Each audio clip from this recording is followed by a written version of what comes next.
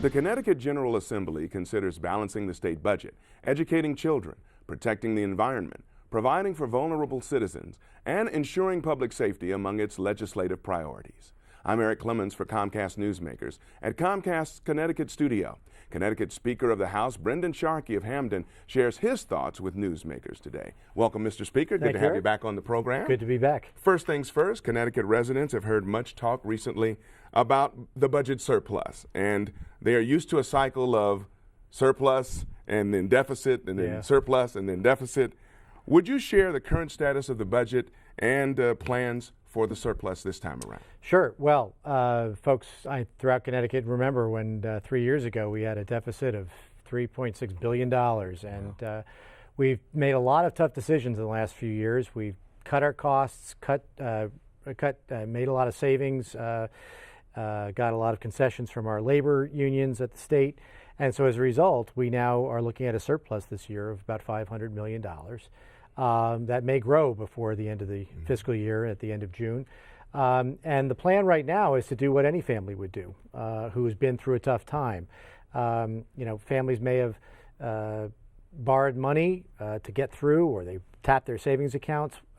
Well, the same is true of the state. So what we're going to be doing is using that surplus to replenish our savings account through the rainy day fund, and then pay off a lot of the debt that we've accrued over this time, and then give a little bit back to the taxpayers. All right. You've proposed what you call a reverse pilot payment in lieu of taxes program. Would you explain how that works? Sure. Well, any town or city that currently hosts a college or a hospital knows that they don't receive property taxes for those properties, and a lot of these institutions are growing. They're big institutions, and the town has to apply to the state for reimbursement of a portion of what they lose in property taxes. So my proposal is to reverse that.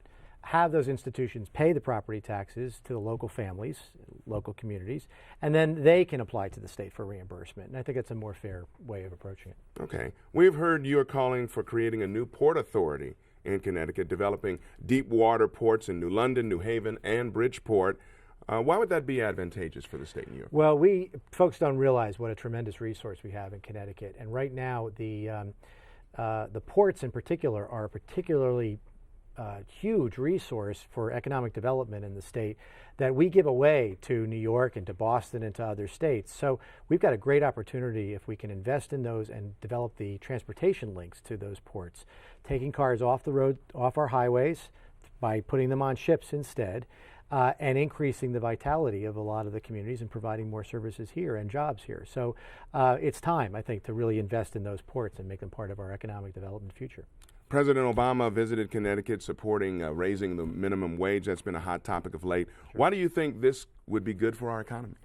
Well, I think as we in Hartford look at the continuum of all the things we have to do to make our state more competitive, we've done a lot for the higher end companies, and we've invested a lot in small businesses, but we also have to understand that those at the lower income levels are also part of that economy. So raising the minimum wage will enable us in the state to give those folks a raise, which then is money that goes back into our own economy without necessarily hurting, I think, any of the small businesses that employ those folks. Very briefly, I know it's been a real a hot topic lately. In the wake of those numerous catastrophic storms we've had, tree trimming around the state has begun in earnest, and sometimes to the chagrin of property owners. Is there a compromise to be found? Very briefly. Yeah, there is. I think basically what we want to do is shift the burden from the homeowner who wants to save a tree to the utilities. So if the utility wants to take a tree down, they got to demonstrate why.